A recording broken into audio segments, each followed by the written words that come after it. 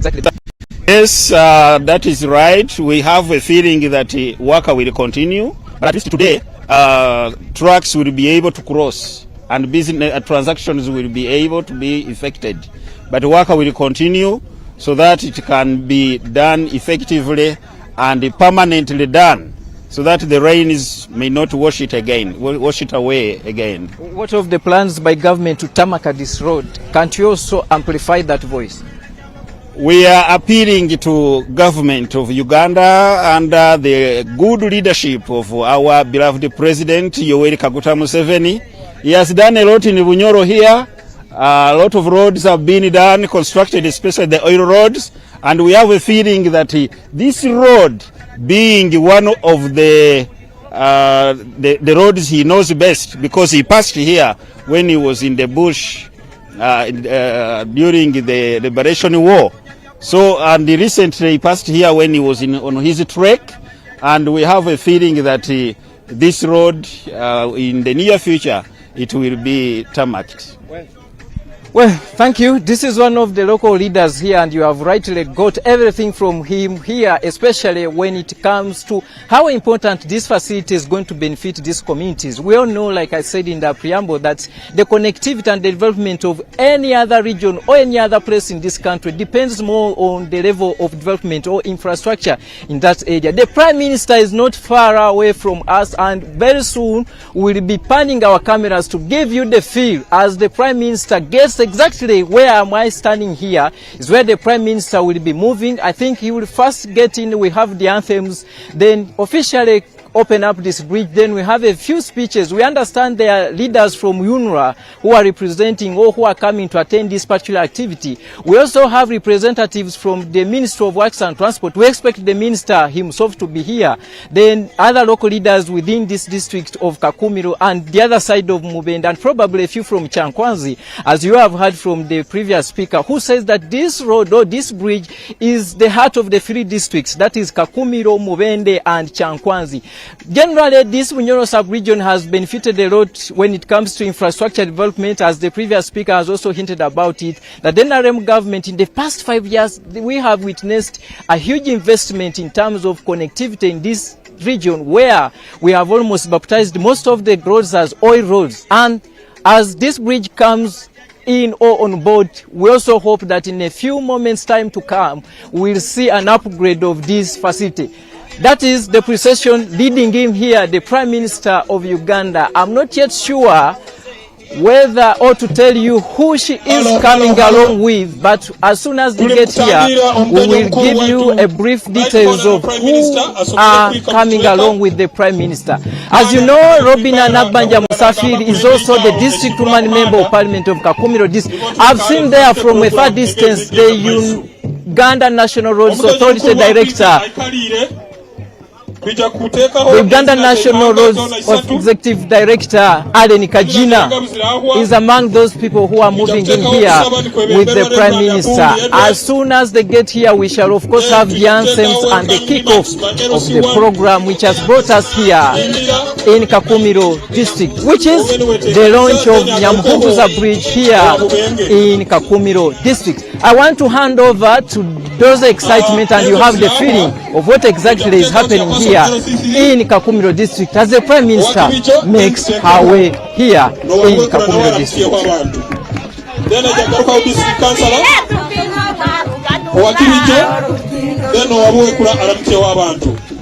we can take out your person LC5. Kakumiro. Then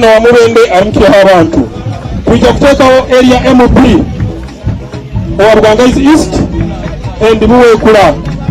Bona wakuja kubaza kandi kutera mukisa kuno kusima area MOP wa Buwekula amaze kutwereza soda pattern 19 kandi yatekaho na maizi boxi 26 webale muno ba MP baramara kubaza tujja kutekaho executive director wa UNRWA, tujja kutekaho minister of transport. Then White Mama, Right Honourable Prime Minister, katwara mukisa guno kutangira omukikaro kino webale kuija kandi okulike omuhanda. National Anthem.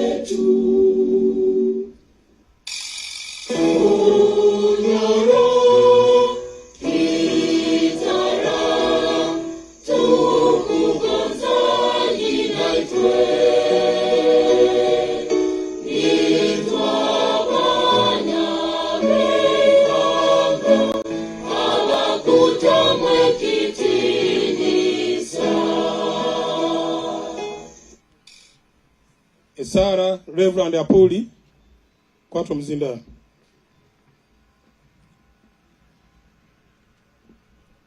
Waikirize tukusime Ruhanga waitu habwe mbabazi sawo nogonza kwawe nitukusima habwe ihanga lyaitu lya Uganda no mukuru walyo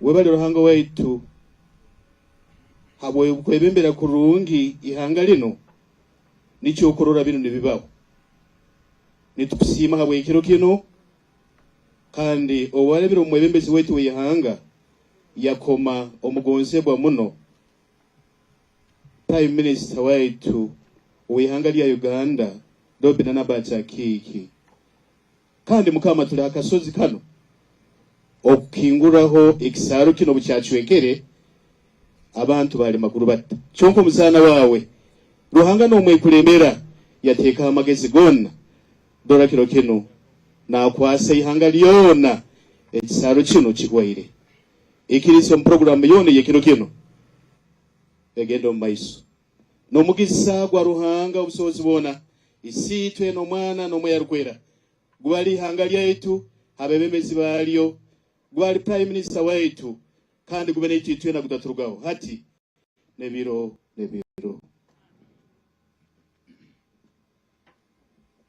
otyo muno Reverend kutuha obugambo hati nitujja kuteekawo olubazo lwa chairperson LC1 baitu embazo zenu zijja kuba ibiri owa hano then no wabuwekula hati mbere ni nsaba tenti enu ekuikalirwamu abagenyi abakuru naba district councillors and chairperson LC3 bonka then kutandikira na chairperson LC1 kukanga aba parish councillors tukujja genda mu tenti yaitu eruguru kandi tenti yaitu eruguru erimu abebembezi baitu aba abesirwe side zone Kakumiro ndi mubende so bona boli mutaka wa hanu kiyimbira okarora omugenyi aizire kuikara omuhaka chance aikare kandi tutaswara district councillors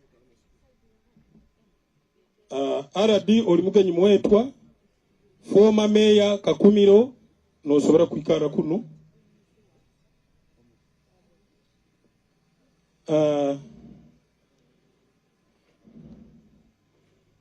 omugenyi omukuru we nakumanya nti nkamugamba ijjo tangire Prime Minister ijja mutenti hano ati tuina kugarwaho olubazo lwa chairperson LC1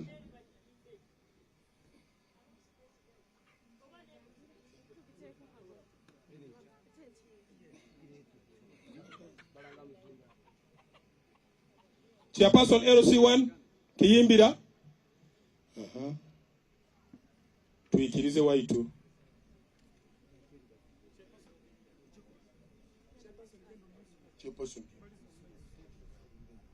tenti abasigazi abaina amani kurungi tukusaba mugende mutuyimbire tenti mukisembeza ihano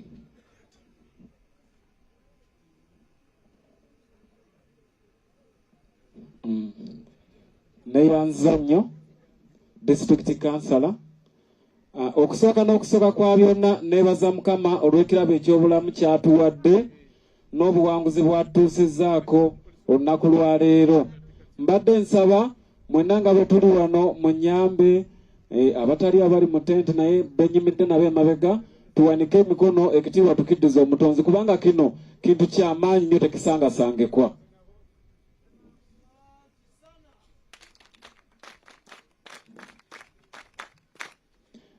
mwebale nnyo mwebalire ddala mpozi nja kukumawo bwe naba nzikiriziddwa okubaako ne byenjogera naye nyaniriza buli omu nyaniriza Prime Minister mu linnya lya President waffe n'abakulu mwenna ba area MP waffe district councillor waffe chairman 5 abakulembeze okuva mu district y'Emubende tulwaniriza mwebale kujja omukolo guno nguguddewo mu butongole. Okay, webale muno chairperson kiyimbira tubere tusaba na chairperson mulirano wetu wanseri nayo jona mkiye w'abantu Prime Minister na wakuruleho mu maiso yakurao gwe jweri nitukora hano enkogoto zifokere enkogoto omukuru kibuka chairperson ijona mkiye w'abantu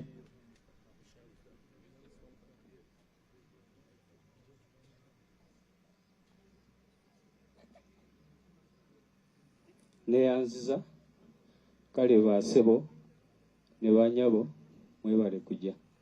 Soka kusiima nnyo Prime Minister Mama Nabanja ebintu kye watukolera wano kubanga ffenna twali bubi naye olwaleero essanyu lingi naye Katonda yatuyambye ekkubo ne libaawo.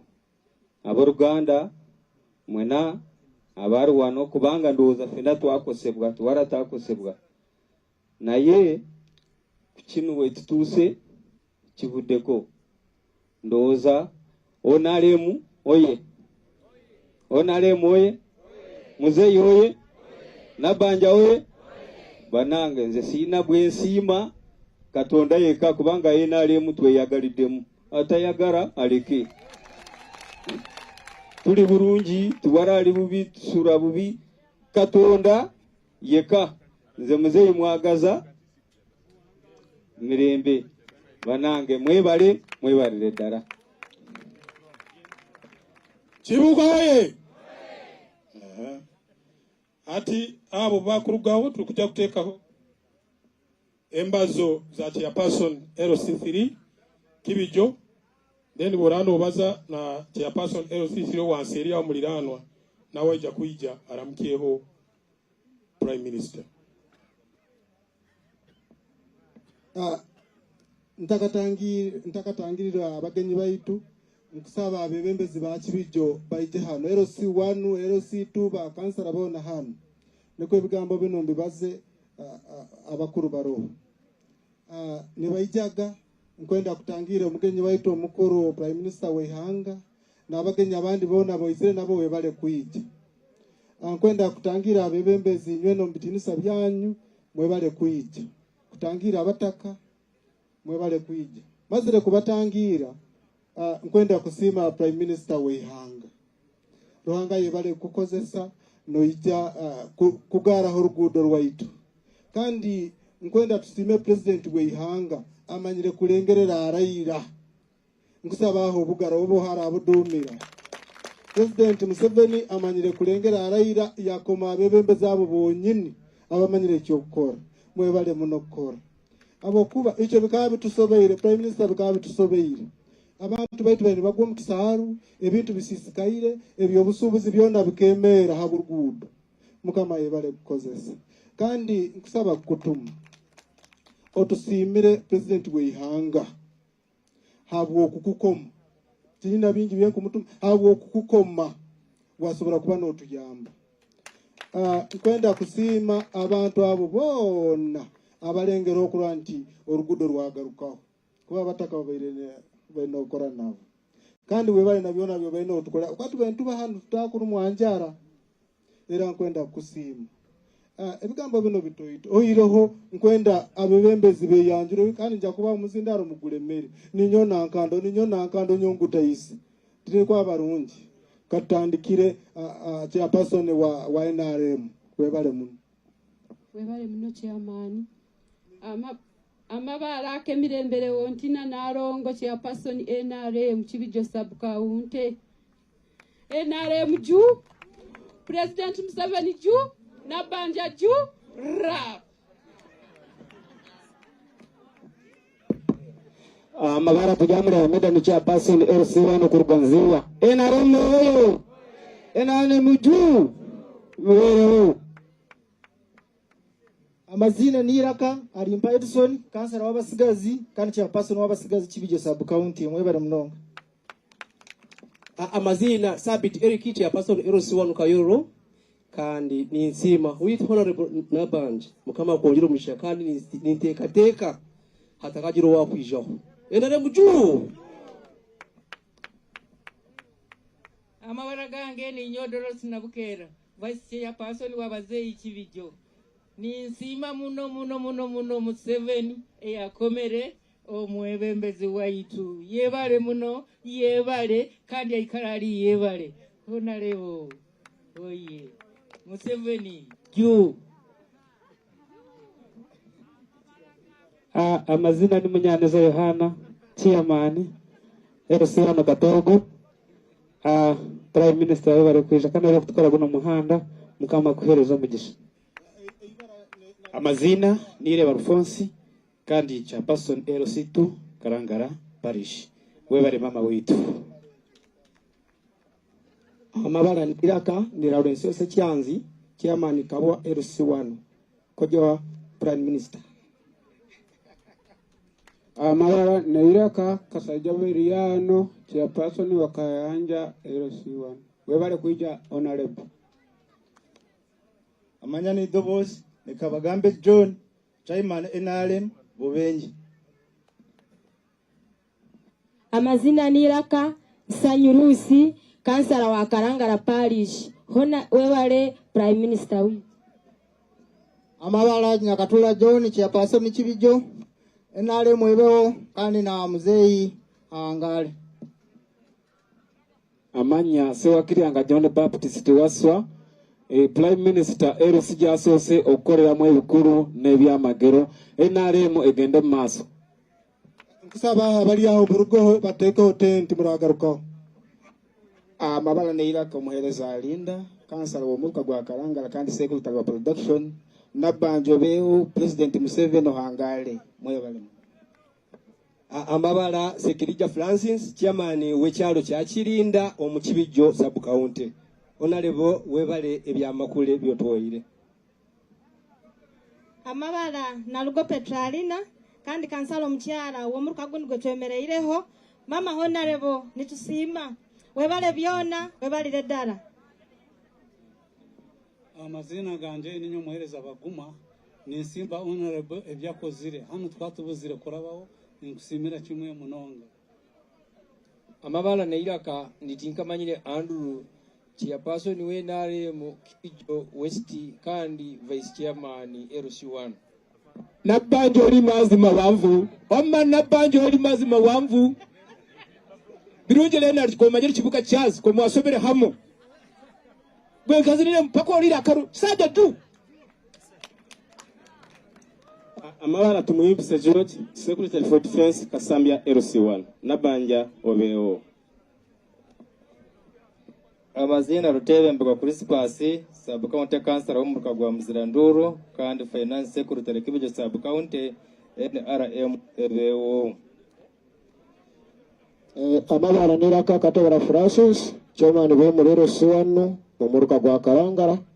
We bari honorable tukwiza kandi bari kutuyamba kutukorera umuhando kama komisa. Amazina niraka Champirero ida muhwezi kansala omukyala wo muruka gwisunga. Honorable tukutangirire habwe byo tukolire bintu tusima webale munonga. Amazina nibanyeta Makabiri Amoni Kuriganzia chairman w'abarema nabanja obereo nabanja ntikukunda kandi ohangare nkoburo omurinziya webale munonga. Amabala neiraka Kabuye Joseph chairman LC1 Mwengeya Waitu honorable nabanja wabali muno wabali edara kutukule utile right nabanja juu 7 juu. Prime Minister muri kino nyenzire kuoleka nti government ya Kibijo yona erochi 10 ali kindi kandi nabakozi ba government bona baro nkusaba chairperson wansere hali wentebe yakasatu aije mu muzindaro. Baitu Prime Minister ohangale nkoburo omusoro gukarugaho. Oyireho ekenta kwenda kwebwa nkusaba kuongera kusima president w'ihanga habwe emirimo gya kutukolera nkwenda kumusima habwe bembeze oburungi bwatutekeireho ebintu tibiba byangu kandi nkusaba 2026 agaruke turoho agaruke kandi atazoka kumwesimba okwanu wakusobora kwenda kutangira abebembezi bentebe yakasatu mbabo ino haho batayibange mwebale kwije mwebale muno. Chairperson RCC babakumpa akakisakano nanga kyekimu abakulembeze bavudde emitala local government Butologo sub county mujeko wano.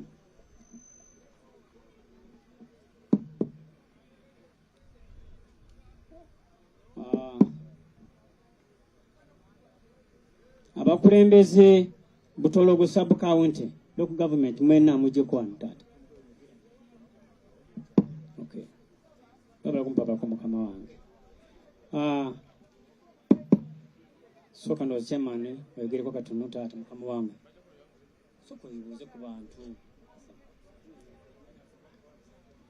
Amanya gange Chamba de Francis chairperson yerusiwa nukataji.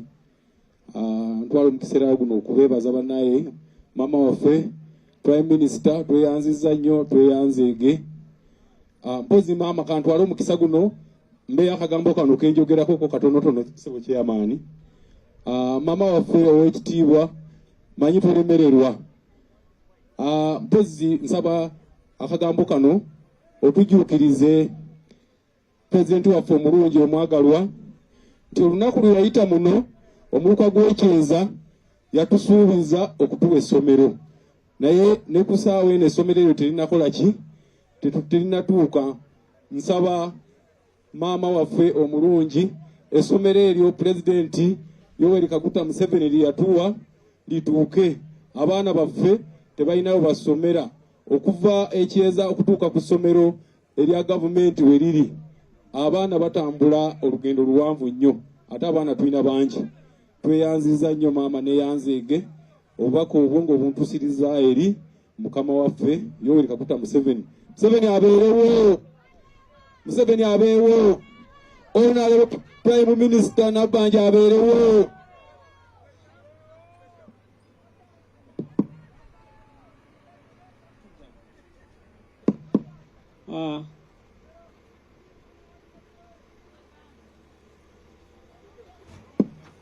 Honorable Light Prime Minister Mama Nabbanja.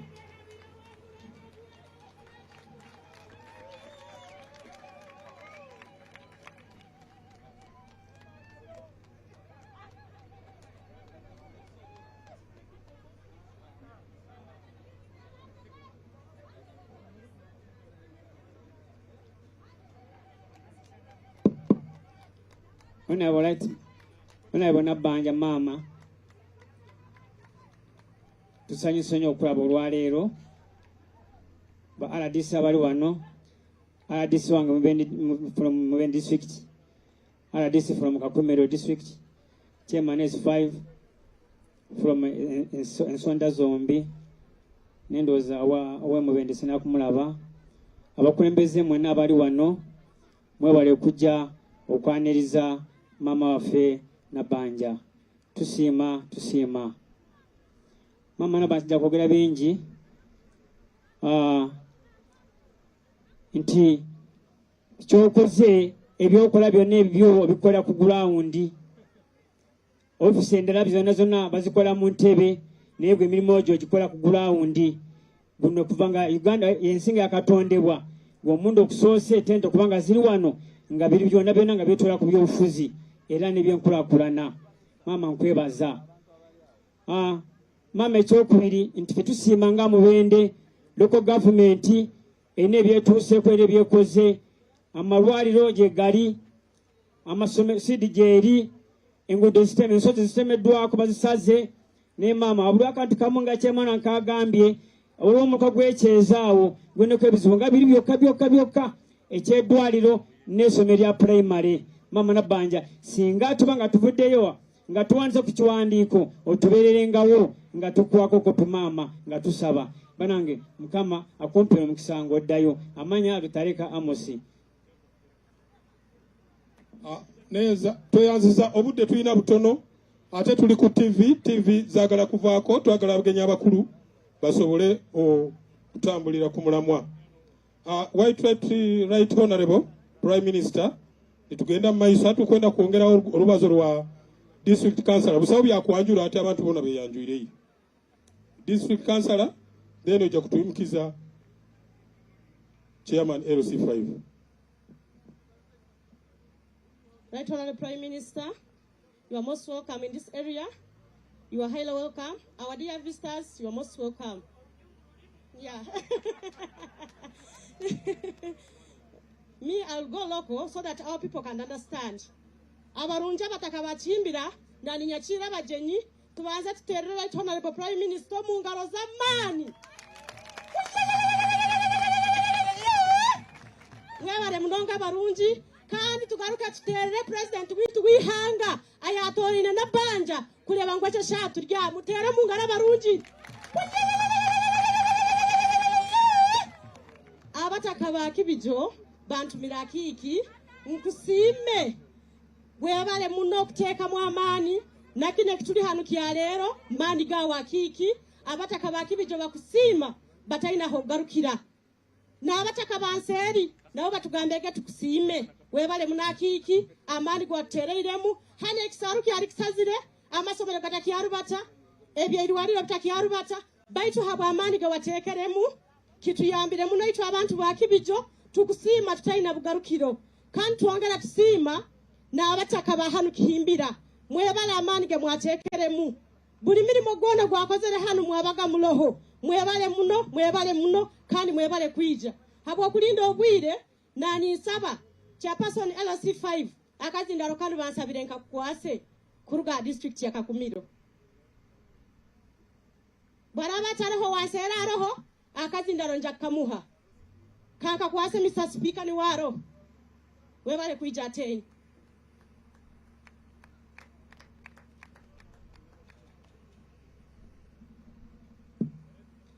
webale muno Right Honorable Prime Minister, Executive Director Yonora na staff yawe, RDC Kakumiro, ba district councillors, ba chairperson LC series, na bebembeza abandi okuruga mu district yaitu ya Mbende, amabara byarugaba Joseph Ajuna kandi ndi district speaker omurundo gundi ni mukurasi w'abantu abayino bulema mibiri tuli hano aro omukuru muranganyira protocol honorable minister Kiwanda na wali omukichweka oranganyira bayinta korozini deni abataka inywena tinyine bingi byokubaza kuyoni nyenda kusima government ya NRM ne yebembero kitinisa president Yoweri Museveni abo kuba government nungi kano murundo gondi nsime right honorable prime minister abo kuba a visionary leader a problem solver because hana kabari kizibu runo orugudo it is an historical road ruatrek okitinisa president Yoweri Museveni yabaina ali omurutaro orugudo nu akarurabamu kandi akakurosingira hano arutindo hano na ija na agenda birembo so ekizibu kibaye kiroho kyo rutindo runo ekinsimire right honorable prime minister ngo akaba a visionary leader yarora orugudo runo it is an historical road abantu babe batacyasobora crossinga hano kuruga hano kugenda Mbende baitu yaja yatekamu omulingo gwona ya mobilizing abataka orugudo rwakorwa orutindo rwakorwa so business zigenda kutambura kurungi hano right honorable prime minister nimbasaba muterero mu ngaro because ekizibu kino abwire bono atikihoyireho kandi nka district kikusobaye kututwalira omwaka kururango rutindo runo rwakora rwagarukaho abo kuba rutindo ekisaru ni mukirora kisaru kikoto muno kandi nka district esente baire bwakugenzire mune bya tendering process okusoboyira omwaka gona ni kuwaho rutakatinziru baitu right honorable prime minister yakoleraho mu bwangu dena amazire koleraho mu bwangu ekizibu kyakoraki kyawaho ninsima abataka aba Mubende na Kakumiro ababayini bayijja hano kwataniza kurora ngo burungi bwansi yakorwa kandi nko amazima gogo nyine nyote nyine nko kundasima orutindo ndurambwire rukoziro kurungi myaka 12 rutakaongeraga koraki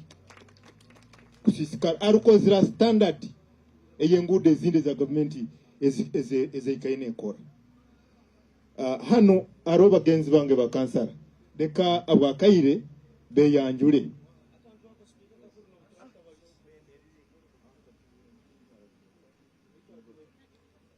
deka mbasabe beyanjule deni baba manye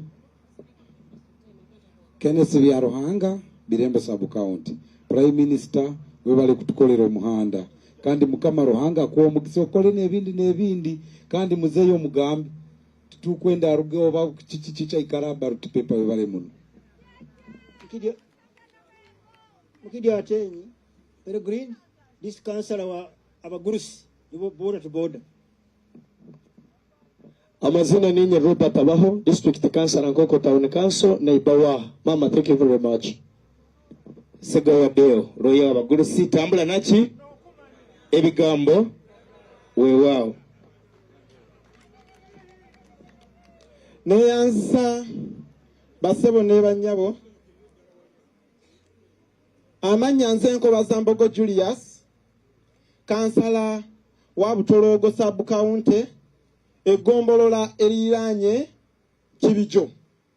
Ndi musanyufu nnyo olw'omulimo guno ogukoleddwa omulungi bwe guti. Mama weebale nnyo weebalire ddala olw'omulimo guno amakula gw'okoledde districts zombiriri.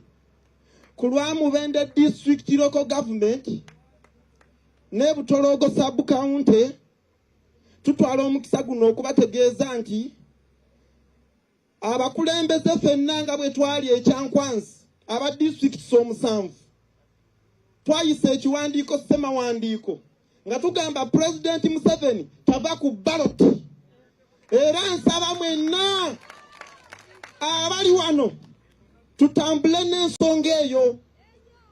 Eno ye NRM y'engeri gye tukolamu ebintu byaffe tugendera mu democracy kati abakulembeze ffenna twasalawo ne tugamba tava ku ki NRM waye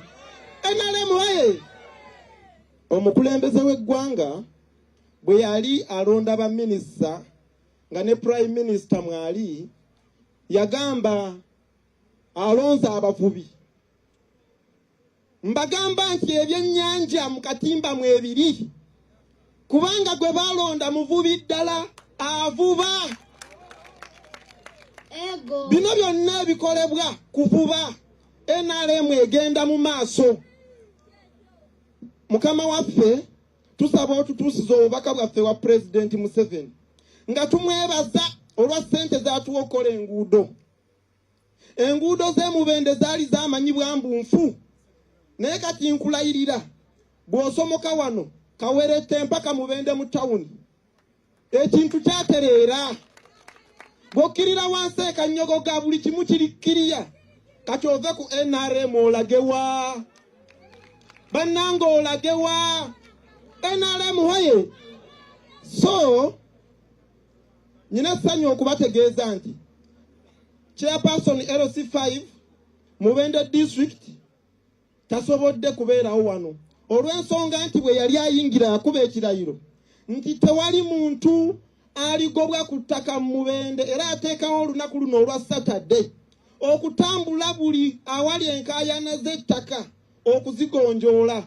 Olwaleero bye tukeddemu ze zino boots ze twambadde tukedde mu surveying wabula naŋŋamba ntuukewo mbategeeze nti sayidi eri emirimu gigenda mu maaso era abagambye nti bukya tutandika kisanja kino tewali muntu munnamubende yali agobeddwa ku ttaka. Eyo na achievement ya njawulo. Tweyanziza nnyo tweyanzeege omukama abampeera omukisa. Wabale muno Honorable Prime Minister Executive Director oruguudo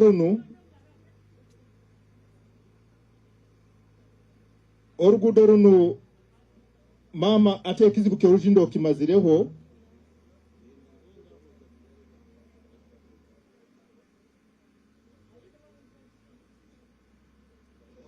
oruguudo olutindo orutinzire Executive Director ali hano wa Yunura kandi oruguudo runo nitukimanya rukyali mikono za district ya Kakumiro na Mubende.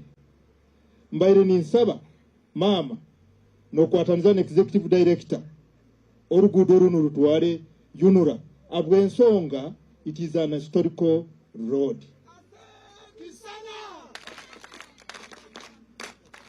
Kandi Rugaita district ibiri tujja kusemerwa muno ekyo mukitukoreye mukama abalinde kandi abawumugisa. Otyo muno speaker ogonwa speaker wetu wa Kakumiro district kandi omusajja engwanguli oguti yesweka bwaba mukaso kyabaza nikiki ati tukujaggarwa aba area member of parliament tukuja kusoka no Wabuganga East kwetu Wabuganga East tungirega apology ali mu irwaro kiro kino tasobere kubawo baitu office ye bayirengambire kusindika omuntu timanyiro bayizire then bwaraba ataroho tujja kusaba MP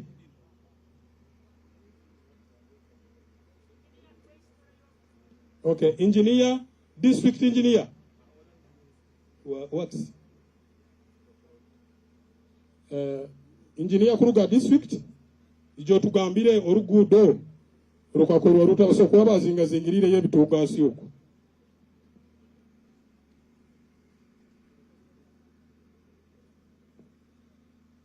baso kuba bazingazingire yebintu rurakora kumara emyaka inga kule bagamba 12 biso kuba 5.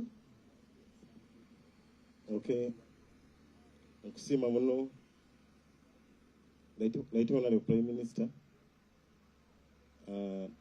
Director wa Unura, abagenya abandi bona, sisi, kubasima, amabara gange ninyo byanga Robert Kizito, the Assistant Engineering Officer, Kakumiro District Local Government, Engineer in Charge Roads, is a district yano ya Kakumiro. Orugudo runo, ebiro bitano November lukatwalibwa ekitogo kino kyona kyakoraki kyagenda omwanda gonna gwakoraki gwagenda.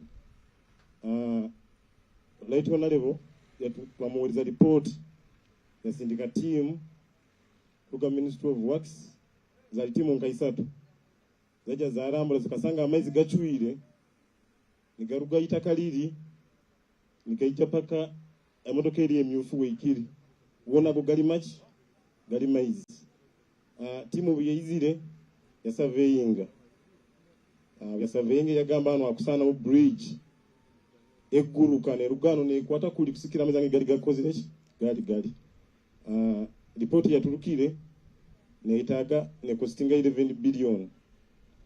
Right Honorable yagamba ati buyasabire bagamba sente ezo abwire bono mu ministry tizikozire tizirimu so chikwetaga kuziteka mu next financial year.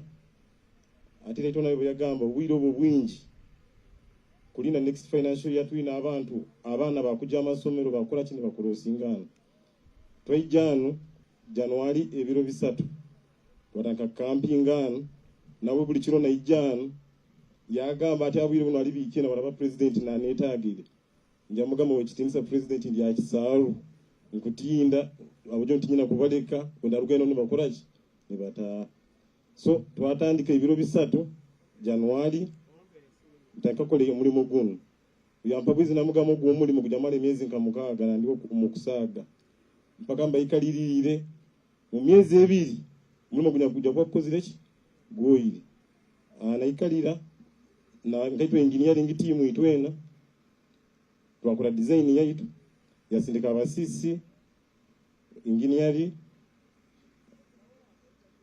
naoja kuja abaze yaija twabera nawe yasindika ebyomanu bitwa tena district kufuna levels akatusindikira GPS dump levels zijezi tujame kutunga levels so yatusindikira na water pump ikagane pumping amaizi ago negaruganka muno. Ministry of Works yatusindikira excavator kudiverting amaizi ago kasoka twaga diverting agaraba kuli eruguru so excavator yaberawo diverting amaizi ago then yekarawo ne ekole emirimu egindi kweruro mu kukabutuka afunire farm base mungamege ebyakozibwewo tukakozesa emiti eyimbwa emigumu gitweta T16 and T12 ejo gikura maize mainly twakosa na cement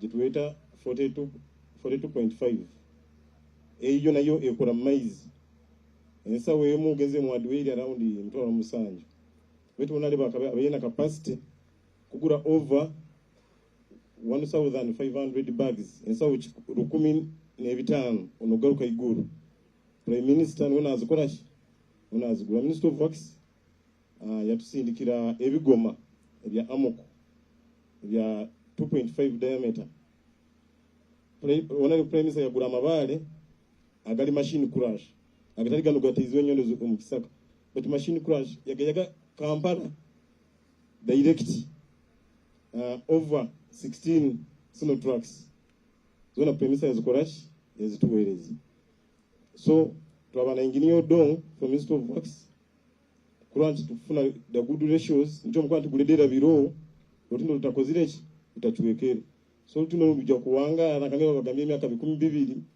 bikujja kuwanga kubanga ansi we had a mat walls they are made of reinforcement even on top it is made of a slab of reinforced concrete manye season ansi enkogoto einemite yimbwa ne walls ebisike ebiwanirira iguru yankogoto etabire nemite yimbwa then na slab ye iguru ntino bokusika mu karavati ezo amoko you can still have the bridge standing so when saba engineering from CC and engineer Julius angetwa abera gan engineer mukali ataro mukama wa to district engineer is not around and we have na most technical guidance from to work on this bridge tali around so tungire muga abinamo binamo mu ready yanga medical check up so then saba Julius Zegonjoji zingenga assistant na tukura mu mbyangudo nawe abara mu kiyo then engineering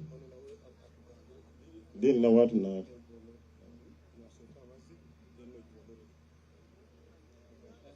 okay right honorable Madam Prime Minister Yunro is executive director. My name is Lee. I come from CCCC. Our company, we are in Uganda more than 20 years. I'm very happy to can do this contribute to the community. You know, we do many roads construction in Uganda, and we also very happy to have the chance to contribute to the community. Yeah, that's all. Thank you.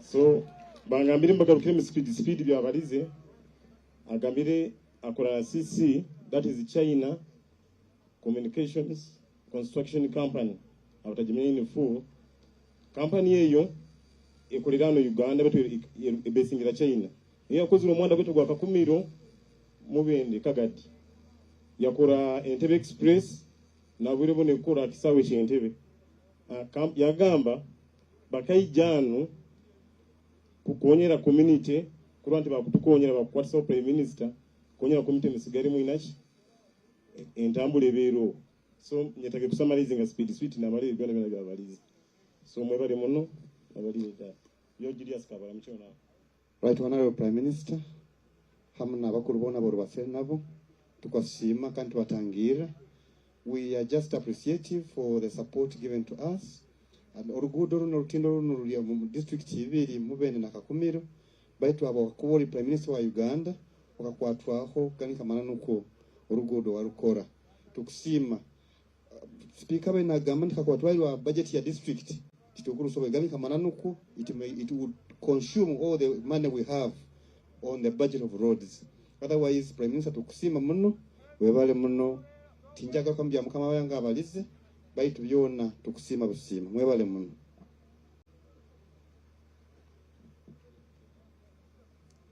amanya gange bampita Asimu Isaac right honorable minister Mama Nabanja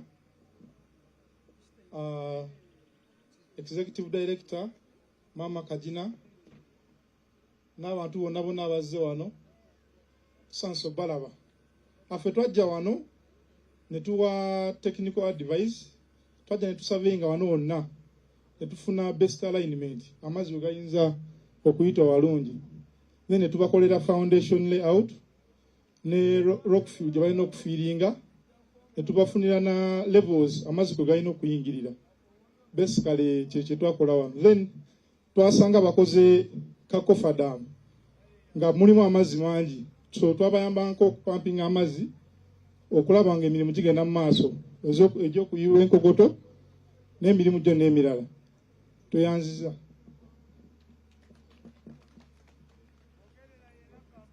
Okay. Hati program wa Buganga East aina kia kutumire kikuru muno bigambo bisatu hadi.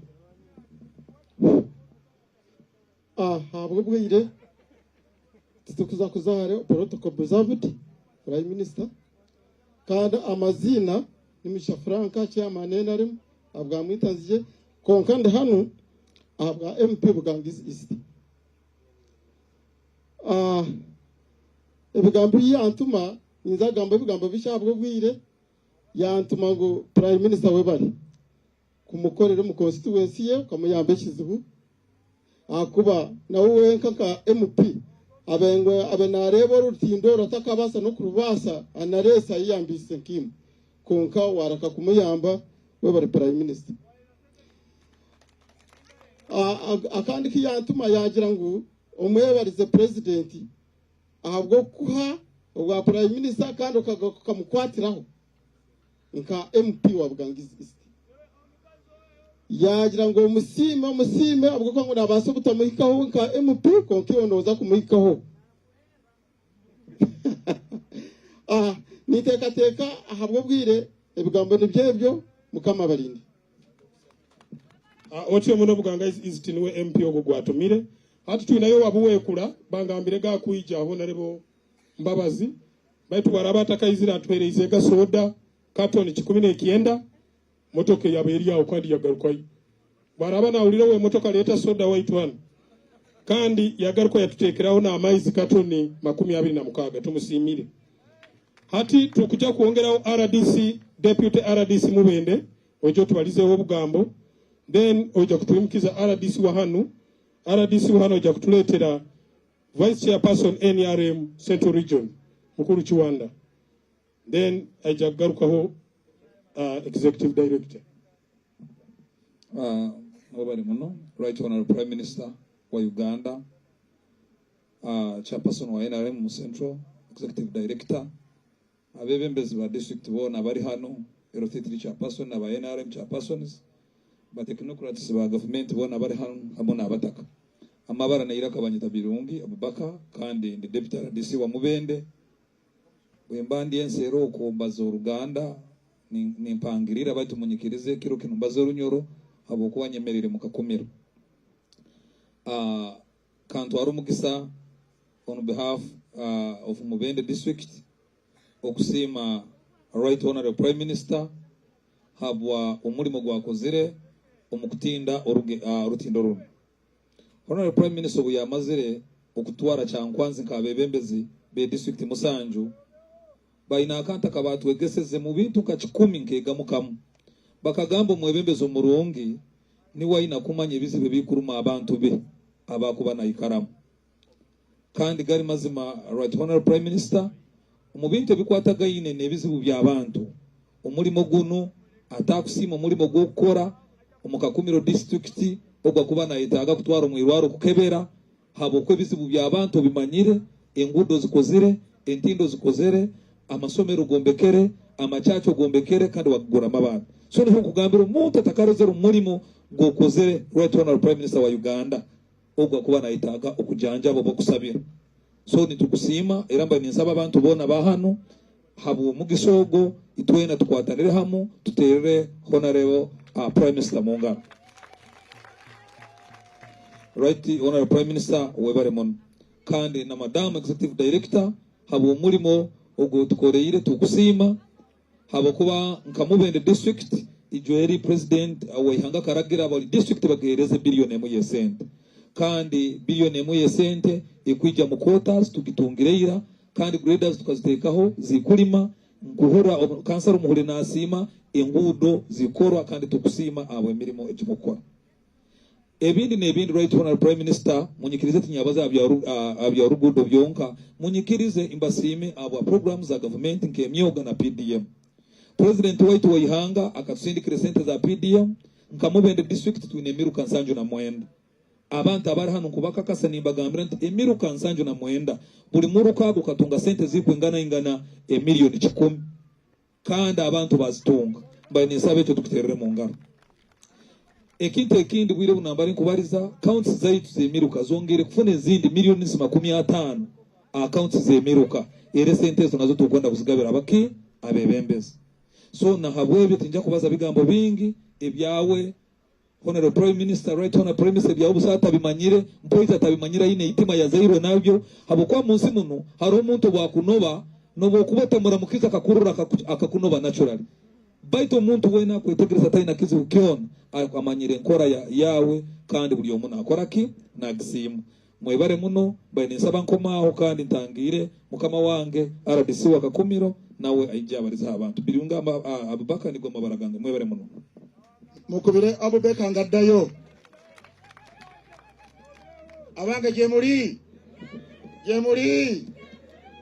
mukubire omugenyi waffe omukulu mu ngalo mukubire mama Kagina mu ngalo ali wano omukulu Kiwanda Vice Chairman wa NRM mu Buganda ali wano abange abakulu gye muli mumpeda katano mbabulira obubaka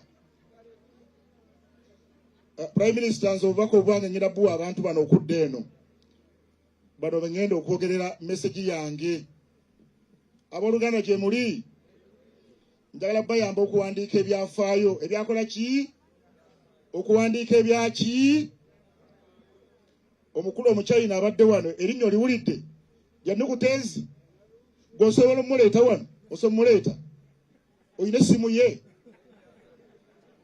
ekyo kirowoozeeko kikole ki tugende maaso omukulu Kagina akulira enguudo za gavumenti ya wakati eza kolasi na zino endala zetukyazimba mpola ezigatta district ali wali mwamulabye bajja mubalaga w'amaanyi oyina essimu ye osomuleeta bakuwaana ekirala abange mugoberera abaana bano mbalaba abakamera bano buli TV eri wano mu Uganda buli TV ludawa eri wano goso baleeta bakuwaana olwalo lwa mukaaga Prime Minister yavudde Katagwi ku lunaku lw'abakyala mama kulikayo mukubireko mu ngalo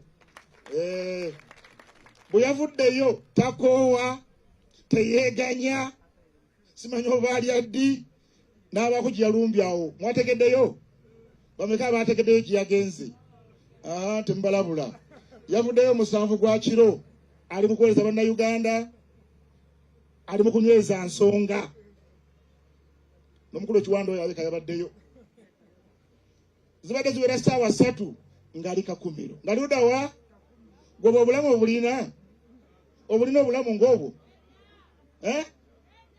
mumwongere engalo owooluganda Kiwanda ne mama Kagina abantu be Kakumiro and Uganda we are really gifted nze ng'omubaka wa president wano nga tolina maanyi bulungi ogwa tusobola kukola naye kubanga ffe wano oba public holiday oba Easter oba Independence Day Kakumiro tebiriiyo mubeera ku mulimu ayiza mutongoza kino oba mu commissioninga kino oba ground breaking kino waliwo omutuuze omuyaŋŋambi naye sikyamujjukira naye yampadde ye obubaka bwe mbugambe Prime Minister wawana wangaalira wano nti weebale kutunda kiyimbira kati emanyiddwa mu nsi yonna wonna mama nava ekiro ekyankwanzi sawa 6 n'ayingira nemuvaawo 8. Kino kyekifo ekyasinze okulibwamu ente nga tukola emirimu mu nsi yonna wano, era ababadde tebalya nnyama mutusaasire.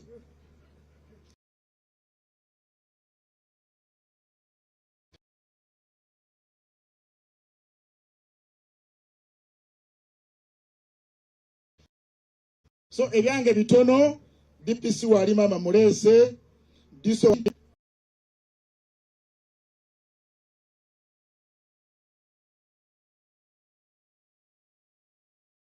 ensi yonna emwetaaga, pulezidenti amutuma wano na wali naye bwafuna mukisa Kakumiro mumulabirawo ngazze eta bakansala eta abakulembeze bagende ekyankwanzi abantu ku nguudo mumwongere engala abazze nazo.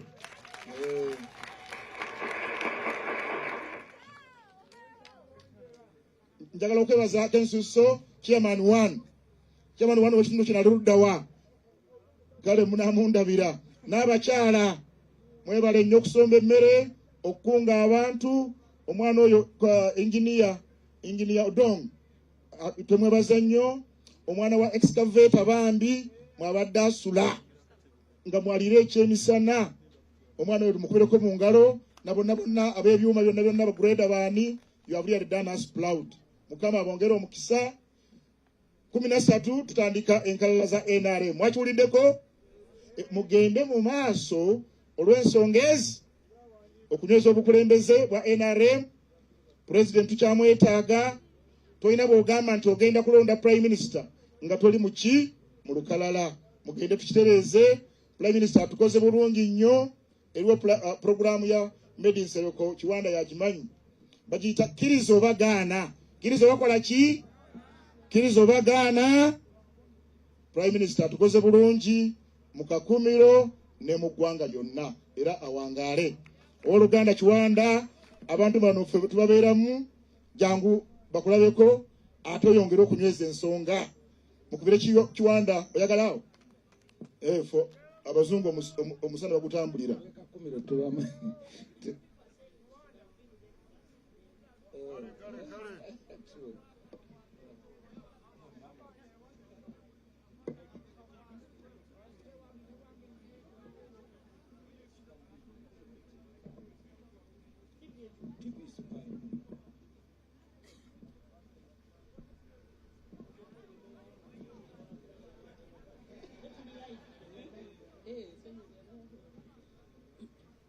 Uwekitinsa, Right Honorable Prime Minister, abakuru mwena bari aha n'abataka ba district zombi nsima munonga Prime Minister wetu okutweta mukoro gw'okwigura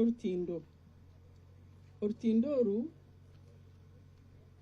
Prime Minister karukora speed ekitakarebaga abokuba twena ntukore enguuto ntukore entindo konka yo Prime Minister katoreke emirimo kweshemerere korwa omu government. So ntukusima munonga w'ekitinisa abokukorera abantu bawe enjura yagwire keriya y'amaani munonga ekatwara entindo nyingi eza UNRA eza district zona zikagenda ezindi tukazigarrahoga konka ezimwe ntugezaho neijana ba engineers banje ninyenaho mwemerere engineers of UNRA bariyo nibakora mu districts munonga n'enguuto ezimurebere za UNRA zibakozire abantu aba nibo bakuzikora kandi nanyenda kwanjura omwishikyogo abokuba ba engineer ntikira kugira ngo n'abashaija bonka konka nyine engineer w'omukazi nibakurra ekitundu kiriya kya Hoima. Well done, you can go and sit down. Kandi nibo bakozire orutindo rwa Mpongo. You may sit down. Yes, so Right Honorable, ntukusima munonga ito nkaba UNRA. Otukwatize munonga amahande yitukora ntugirambura niwe hariho emirimo yitu kwatahikizeje otuyimitsanye kiro tumugende mukore ito ntukamiza Right Honorable Prime Minister ngwe emirimo yona twatwine sente twine obuhagizi bwawe tine eki tutakwija kukora kandi ekikwenda kwerekanayo nakyo n'okukoragana itwe nk'aba UNRA central government tukakorana na districts obundi nibaba batiine byomi itwe tubiine obundi itwe nitwe tuba tutiine byomi hati mukama wanje minister akatekeragiro ngu tuteekwa kukora hamwe abokuba ni government emwe government ya NRM teinemu butreka nemwe yonka so ndujaguma nitwatanisa na districts okureba ngu emirimo egi y'enkuuto n'entindo twagikorera hamwe yebare munonga mwebare munonga okumpuriza yebare munonga prime minister.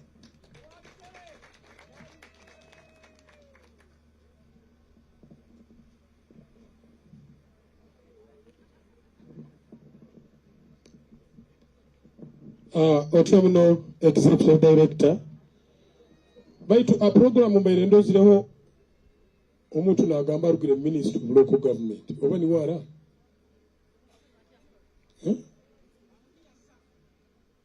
please you go.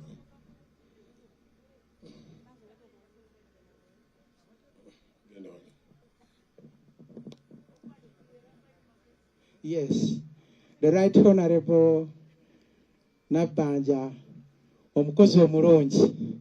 I'm in the name of Honorable Raphael Majesi from Ministry of Local Government.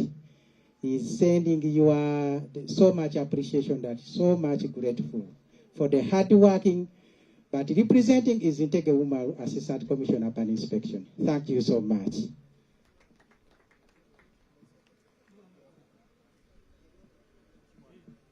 Hello? NRM oye. Yeah, Kazindalo kagenda wa Mr. Chawanda, Honorable. You are most welcome.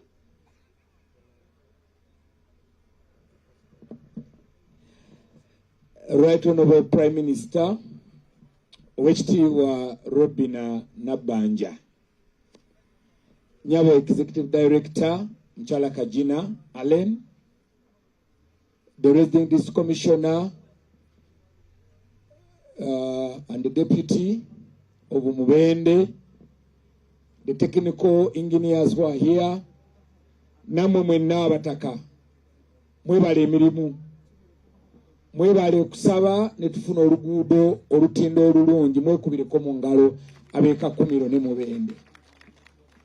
Nze Kiwanda Godfrey Suubi, nze chairman wa NRM owa Buganda, era nkomo okwo ku lutindo okwo n'okudda eri kati njala kwebaza Prime Minister okukola olutindo olwagasse Bunyoro ne Buganda mumukubireko mu ngalo Prime Minister. Nayitako wano emabe mu 2000 ndowooza twajja ne president nga tutambula kati naye mbadde sikyabitegeera bulungi bwe ntuuse wano bwe twali tujja twasanga Right Honorable nga Abdusero yayita nafuuka Prime Minister, yali Commissioner wa Parliament, yali Member wa Parliament, wali Minister of Health. Ne tumusanga nga atulinze, mwatulinda side awo mu katawuni awo. Naye kati bwe nsanze luno oluguudo mbadde sikyabijjukira kuba lwali lufaanana bubi. Twali tuva Butolooga eyo nga tulina president nga tutambula okutambula okwo kwe twatambulamu kati speaker abadde ayogera n'enzijukira nti luno oluguudo si luguudo buguudo wabula kyafaayo mu bulamu bwaffe kubanga president emirungi mingi bw'abadde ayogera nnyo ku birembo ate nga okuva eno lwe luguudo olutugatta. So twagala okwebaza abataka abakoze ne Prime Minister okuba nti history yaffe nga NRM mugijjayo eno history yaffe, era nange kyovala situdde okujja okuba nti history yaffe ya NRM abantu bongera okugimanya. So njagala kubebaza n'okubakulisa, naye ekimu kukikozesa enguudo zino si kutambula butambuzi na kwabya lumbe, newankubadde n'okwabya olumbe kukulu nnyo mu Buganda ne mu Bunyoro kuziikira ku bannaffe, naye waliwo ebyenjawulo bye twagala enguudo zino nga zikoleddwa. Oluguudo luno bw'otunuulira lugenzeeko ssente nnyingi naye ssente zino zigenzeeko ku lulwo osobole okuleeta obugagga mu makaago. Abaana bagenda kuyitako okusoma kituufu naye naawe tukubanja okubanga olina by'oyisaako. Kansala wange w'Obutoloogo Nkoba za Mbogo ayogedde bulungi wano. Kansala Nkoba za Mbogo Kansala Nkoba za Mbogo ekimu kye twetaaga okukola kwe kukubiriza abantu baffe okulima, ate okulima mu ngeri esinga okuba ennungi. Bwe ntunuulira ebitooke ebyetoolodde wano Nkoba za Mbogo bibulamu. Mukimanyi bulungi nti emmwanyi ze balima e Butoloogo ne ze balima emitya ne ze balima empiki zonna zigula ebbeeyi y'emu. Oluguudo luno bw'olutunulira tulina amazzi. Right Honorable Prime Minister, ogalaba nti almost amazzi gano gatabika gabeerawo omwaka gwonna nga tegakalidde. Naye abantu b'eggombola zera ze twetoolodde kikye tuteeseewo okuba nti tusobola okukozesa amazzi gano either okufukirira okuba nti nno tulwanyisa obwavu mu maka gaffe. Kituufu amazzi gano tuba tugalabanga road bloka y'enkulaakulana yaffe kuba gaali gaayonoona oluguudo lwaffe. Naye ate kati njagala mugatunuulire mu ngeri ndala. Mugatunuulire nti ate Katonda okugateeka wano yatuleetera obugagga mu kitundu kyaffe. Tusobola okukola ddaamu z'amazzi, bwe tusobola okujja amazzi local governments ne tusobola okupampinga amazzi gano ku busozi abantu ne bagakozesa. Nga tugakozesa mu kulima tusobola okufukirira ebirime byaffe. President ennaku zino akyogera lunyumamula lulinga ne Prime Minister n'agamba nti ekibizibu byonna tugenze tubirwanyisa naye ekimu ku bizibu ekitusigadde nakyo ekisinga obukulu yennyingiza y'omumaka. Tuyingiza ssente mmeka mu maka? Biki bye tukola? Manyi mwogera kasooli wa bbeeyi ntono kati ali mu 4,500. Ekyo ffena kituluma. Naye ate kasooli akusala nnyo singa oba wafunye mutono ewalimye. Naye ate nga bwe muwulira bulijjo Prime Minister ng'atukubiriza nti twetaaga abalima kasooli nga tulima awanene. Naye olina half acre, olina eka emu, tukubiriza okuba nti okola ebintu ebirala. Wano Butungulu Chairman atubuulidde nti kati emmotoka okuva wano okutuuka e Mubende wonna kawerette. Essente ezo ezigenda mu nguudo ne mulaba nga tubanja mukyala Kagina enguudo ne local government nga tugibanja. Tetwagala bwagazi kuzitambulirako okujja okwolabako kyokka. Ne twagala enguudo ezo nga ziyitako ebyamaguzi. Olutindo luno Right Honorable Prime Minister ajja kusanyuka nnyo ng'alaba waliwo ebyamaguzi ebyali tebiyitaano nga biyitawo. Bw'anaalaba emmotoka z'amatooke nga ziyitawo, n'alaba emmotoka z'Obutungulu nga ziyitawo, n'alaba emmotoka za kasooli nga ziyitawo, ekyo kijja tusanyusa nnyo era ly'essanyu erigenda okusinga okuba eddungi. Of course nayo tuzze kusanyuka tugenda kuluggulawo naye okuggulawo kuno kube kuggulawo kwa nsawo yo. Gwe nga bw'oli wano tandika okutakula omutwe nti oluguudo lwe baluwadde emyaka 10, 5 oba 2 oba 3 oba 4 mu bbanga eryo n'oba oyisizzaako ki? Omwaka ogujja kiki ogenda okuyisa ano nga kigenda mu katale enkooko oba nga kigenda eno? Oyinayo enkoko z'olunda awaka, oyinayo embizi, toli musiraamu ba toli mu 7 side, oyinayo kasooli agenda okuyitako, oyinayo emmwanyi ezigenda okuyita wano. Si kuyitako kunoba bunobi noba eno nodda eri, noba eno nonoba nodda ena. Naye beerako ebintu by'oyisaako nga biteeka ssente mu maka. Ekyo Prime Minister kijja musanyusa nnyo nga lipooti gye tugenda okufuna ekyo kyetuwa.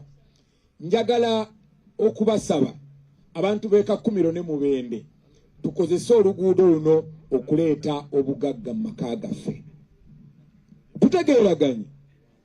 Kati njagala kusaba Right Honorable Prime Minister omugenyi waffe omukulu ajje ayogereko gye tuli ate era atuliidinge tuggule oluguudo luno mu butongole. Mwebale nnyo bana, nsaba Katonda abakuume ate oluguudo luno tulukozese bulungi. Mwebalire.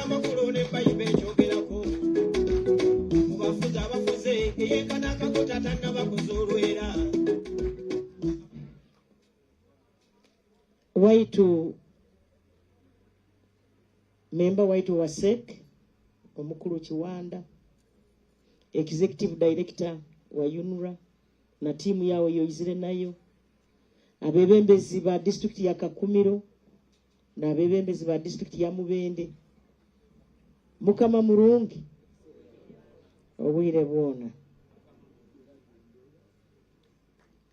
Ebiro byokwezi bina munkuba wa history bagibalizeira omwezi gwa November olutindo luno lukagenda amaizi gakaba maingi. Ndi prime minister wa Uganda ndagira baitu hali luno bikalema kulagira bino akuba hai amata bagali munsi yona. Every part of the country had floods. I think that season we got El Nino rains.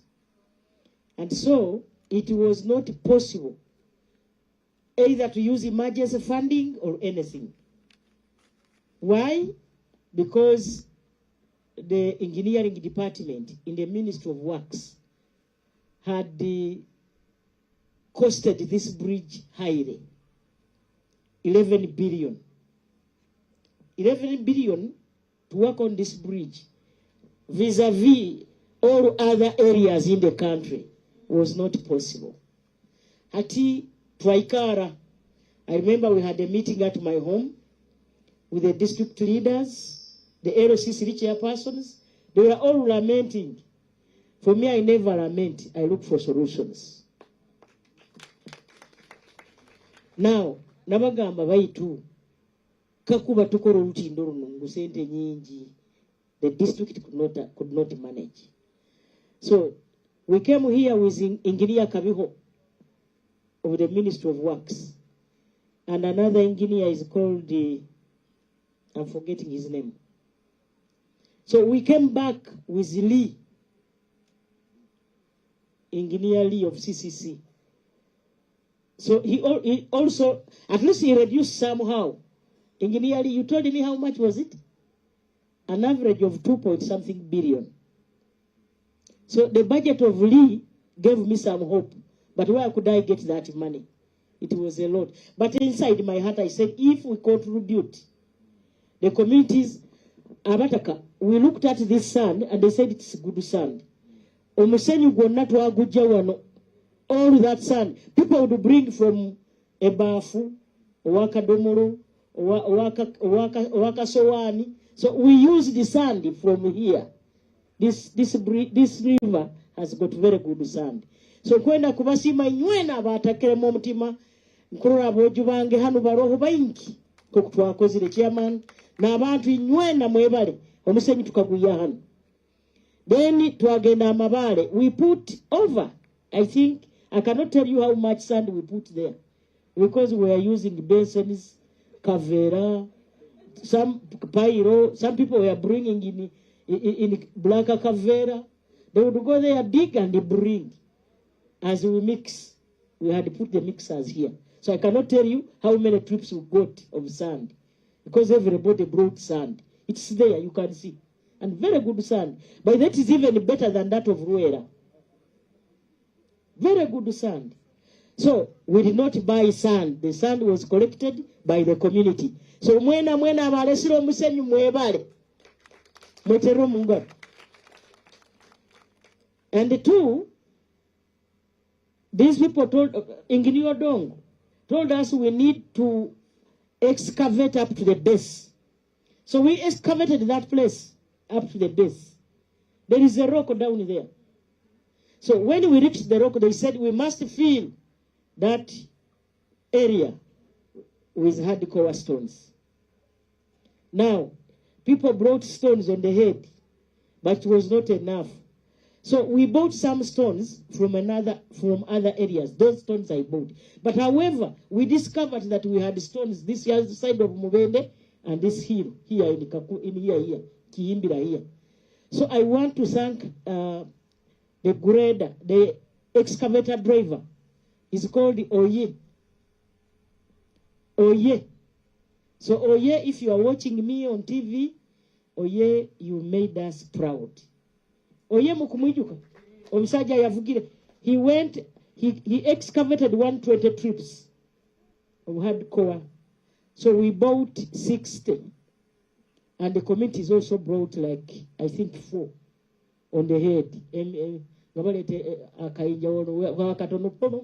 The children, they were. So we made this through committee contribution. So, enywena abatekelewa mabale abasombera abalesire mulimu mweterero mungaro mukakoro mulimu. And now the Ministry of Works ya Works ekatuwa ebigoma okwemereramu okwata haiguru bakubyeta batebyo amuko caravats ebya 2,500 millimeters. So they gave us more than enough. In fact, those AMCO caravats acted like our barrier so that we can, hata agati, tukatekamu a meter of concrete in between the caravat crossing. So in between the caravat crossing, there is a meter of concrete. We did not bring porters here. Abantu abo be bakola ekipota mwena abakola pota muwanike emikono kubamba laba we muri. Those people are the ones who did the porter. We did not bring porters here. Unskilled labor. It's the people who did it. So I cannot cost it. I cannot tell you. That's why I said, for me in cash, I used 285 million in cash. What I remember that I got from my account, I got from colleagues, and that I got from the office of the Prime Minister is 285 million. But the work that was done here was done by the people. So from either districts, Mubende and Kakumiro. Abe Mubende mweka muwanike mikono. Abajja ne tukola ekipota. So those ones, every day they would come here. Era ne season tibalimye. Babadde bakeera ku mugga guno. Then abeka Kakumiro Chihimbira abakola ekipota muliwa. So those are the people who did this work.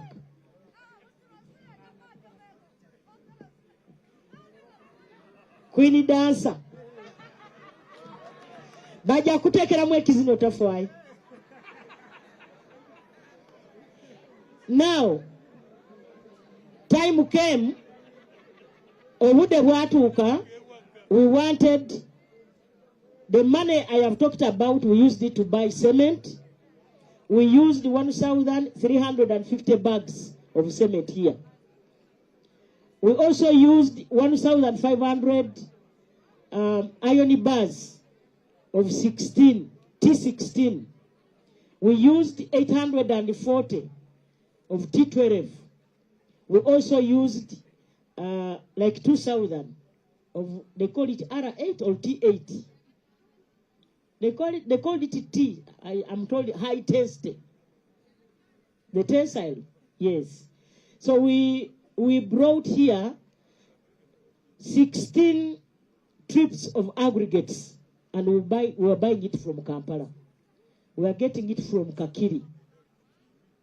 And of course, what I remember, we also had to put the guardrails. The guardrails, I bought those materials from roofings, and they made them from Kampala. Hati biona hamu abarungi nkwenda kutandika kusima. Nkusima engineer Odong, because he was here when we were mixing. I also want to thank, we had Martians. Some of them are from Kampala, others are from here. Those I paid. We also used the graders from Kakumiro district. So the grader driver, one of them is there, because the road was impassable, because it was not being used. We also used the tippers. Mubende gave us 2 tippers. Abe Mubende batwazika tipper 2. When we were still looking for stones. Neighbor driver, tibali balungi. Bagenanga ne parking eye motoka. They brought only 4 trips. Abe Mubende ba driver baleta trip nyazoka.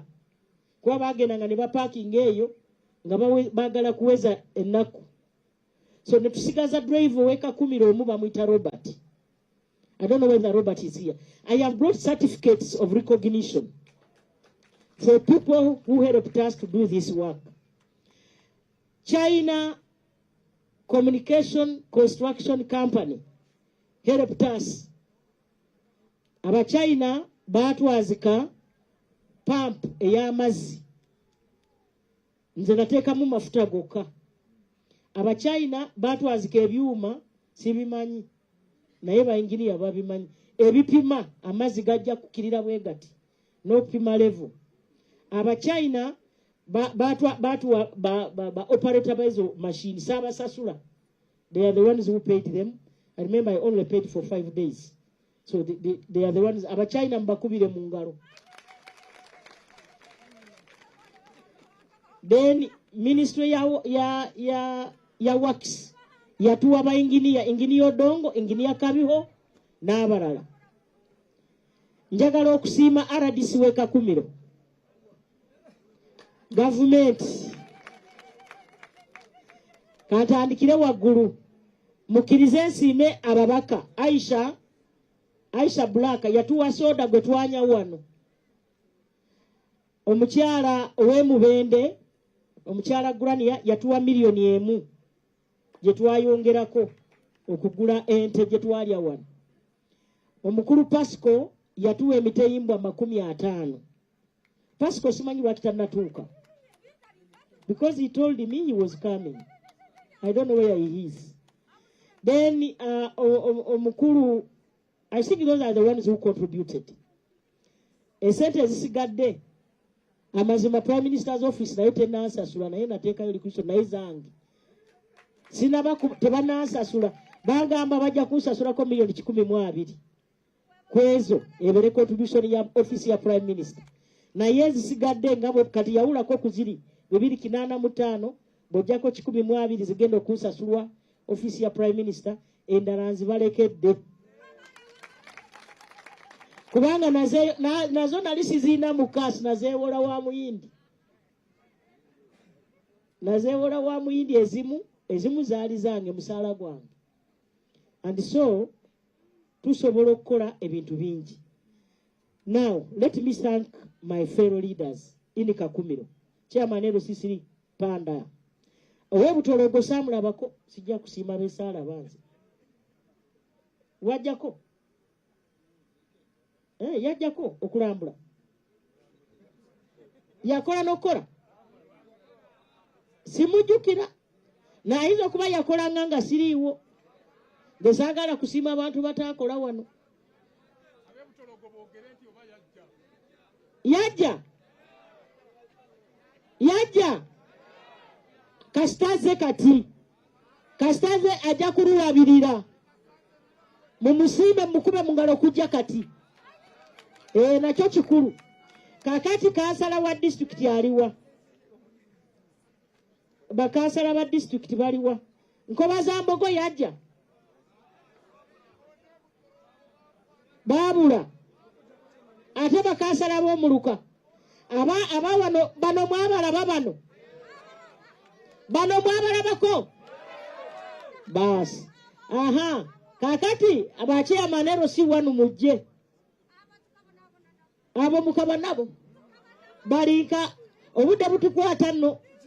Chairman si wanu ono mwamulabako oyo mumukubire mu ngalo. Baliwo abalala chairman wa wanaaliwo Pasco uno atuusa atuwadde emmotoka ya soda eri wali. Pasco abantu bano mbadde mbabuulira nti wampa sente zaagula emiteyimbwa 50. Mumukubire mu ngalo. Ate atuleetedde emmotoka ya soda nze leero sina kye mbagulidde. Naye wano twasalirawo ente 7. Twatuuka ne tulaba nga tulina okulyako wakiru kasupu tufune ku maanyi tukole. Nze nalinga mu kiyungu n'abakyala ababeeranga mu kiyungu n'abakyala aliwa abakyala bafumbanga abakyala babeera. We were always 200 people, between 200 to 100. So omukyala oyo ne tiimu y'abakyala abalala bafumba baliwo. Waliwo abaatuwa emmere nze saagulako matooke. emmere bano be bagireeta amatooke muwogo lumonde twalya wano ebintu abaweereza emmere mwanike mu mikono abakyala abo baleetanga emmere wano we did not buy food nze nagula muceere na kawunga ate oluusi nga katono kakati abaakola ekipoota muwanike emikono mubakubire mu ngalo mukale muzeekubire kakati bakyamanero si wano njagala okuwa omudaali omusajja ono jangu edduuka lye lyagwa ono alina akaduuka naye kaagwa ntekera mu kabaasa $1,000,000 muwe akwateko yasulanga wano okulinda ebigoma karavasi bazete ne baziteeka wano ne bagaba bagenda zitemamu esefuliya bana kati yasulanga mu tenti nagireka wano tenti eno okumala omwezi ng'asula mu tenti kati kasiime DPC ow'e Kakumiro ne RDC aliwa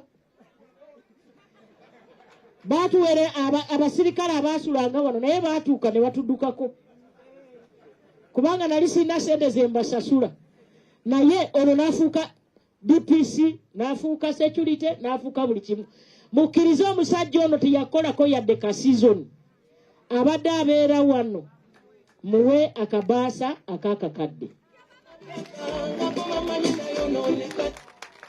ate njagala okumusiima emmere ye yonna nga buli lwenabanga siriiwo nga yaginoonya emmere kyemanyi n'enjala ejja kumugwira emmere abantu baagirya ne kansala boogere naye yabawa emmere si kyekyo ne bitaagase naye yatuwa emmere so they would bring food in tons mu mpalo ono omukyala kansala waffe akakadde kano genda otandikiraawo ozeemu akiri edduuka lye esente bwe zaabulanga nga ajja kawunga mu dduuka lye ng'aleeta nga bakalya kasente katono nnyo ate ayagala kumpa nange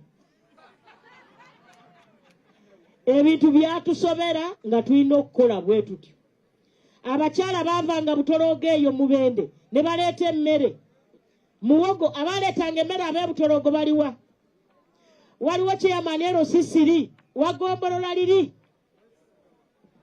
yazze liri eryekyankwanzi teyazze aleese enkoko ate ye oyagala nange mpute ku supu bala ntindye ku magi temukola nnugu twatuuka ntugula ente wano mukyala gurani yatuwaayo akakadde ne twongerako nayongerako $7,000 naye nekibanga tikiri sustainable ezisigadde nazijja mu kiraalo waka nga tulina okuzirya wano bwe nazo ne zirema ne ziba nga ziweddeyo ne tutandika okugula enva kubanga nga abantu okubabeeza wano nga nakyo kubanga bakoleranga bwereere so njagala okubasiima njagala okumaliriza nga ŋŋamba nti singa tubeera nga twegasse abantu ne babeera mobilized tusobola okukola ebintu bingi nimbye olutindo luno nze njagala kuluyita erinnya lya muzeeyi kubanga mu butuufu singa tiyapa bwa prime minister n'ezo sente saali zeewoze nali sirina capacity yadde ate singa tiyapa bwa prime minister ezo $120,000 ezavudde ku ofisi ya prime minister tezaalizze kubanga nze naali zijjeeyo ntya tuli ffenna yadde tezinaba kujja naye manyi zijja kukola ki zijja kujja njagala okusiima abakozi bange ndeka sijja kubumuluku njagala okusiima abakozi be nabeeranga nabo wano edisa aliwa twavanga wano saawa 7 ez'ekiro there is when we left this place nga batugambye if you cast a slab you have to cast it and complete it you don't cast it today and tomorrow so the day we casted that slab twava wano saa 8:2 ez'ekiro abaali wano biseera ebyo ennaku yankwata ninga bano kambaweeyo ebiri kuba abasinga baagenda era olunaku olwo nabasasula ebiri musimbe layini so ADC wange aliwa teyazze izo niziwe takyakola nnaku zino kakati bano abasirikale bange twabeeranga wano enkuba netukubirawo naye nze najjanga bwalumu only 1 day in a week. That is a Sunday. There is 2 days in a week, a Saturday and Sunday. So these are the days abantu bano bakolanga bokka under the supervision of my bodyguard. He's here. He would stay here. And he knows even these people by name. And also, Nicholas is where? If he's not there, then another bodyguard is called Hassan. He remained home. I think his turn is to be at home. And so, n'abasirikale balina engeri gye batuyamba okukola emirimu. Nze bwe nabanga siriiwo nga ono akikwatamu. So I want to thank you. Naawe nja kuwa ebbaasa. Jangu wano abantu bakulabe. Atwine yajja wano. Atwine came to be my bodyguard in 2014. So he has been with me. He started working with me when I was a treasurer NRM Parliamentary Caucus. I became a commissioner. I became a minister.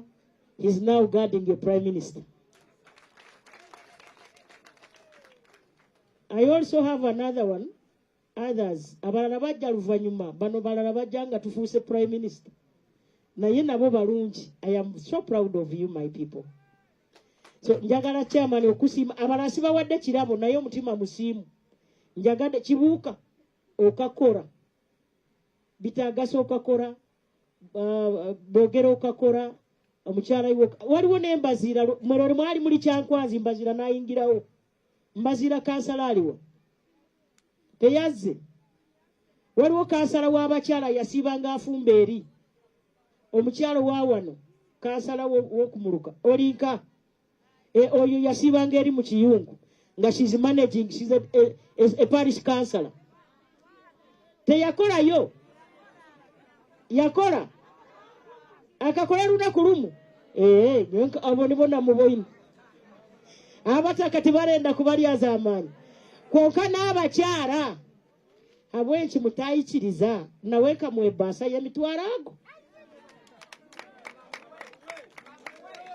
Omukazi ono yafumbira abakozi. Tumuwa bate tumuwa. Abagamba tumuwe baliwa.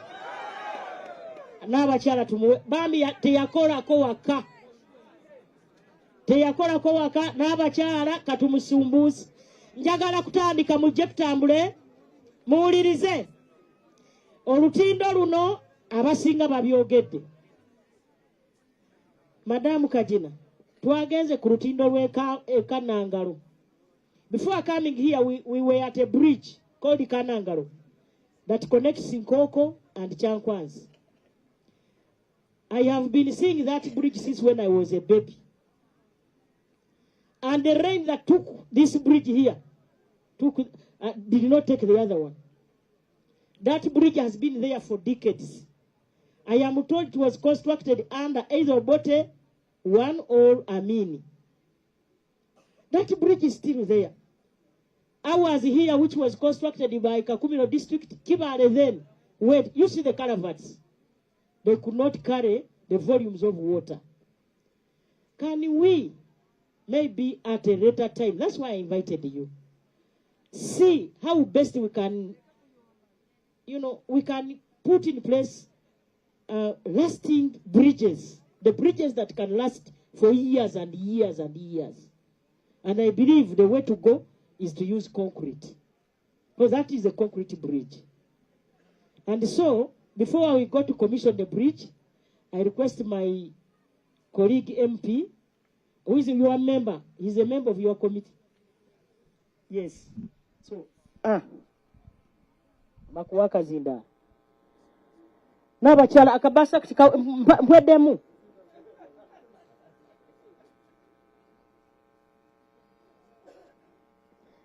Otakole season otalime obaye no chumbana. Atitandikira ogenda ogula ebinyobwa oba biyimba oba okugulamu empunu zaawe nkaisatu oteeka omukulundi. Ati niko kukora vita to compensate her time. The time kusumbusa obwire bwa mazire nachumbira abakozi hano kale. omukazi oyo teyalima. Thank you so much. Abasse ekimu omukama mulungi. Right Honorable Prime Minister namba nnyo waffe ssebo Honorable Kiwanda, Executive Director UNRA, Commissioners abaliwo, DCs, Ssentebe b'amagombolola, Councillors mu biti byammwe mwenna, abantu ba Katonda mwenna, bannyabo ne bassebo, ndi mwesiimu olunaku olwaleero okuba nti tuli wano nga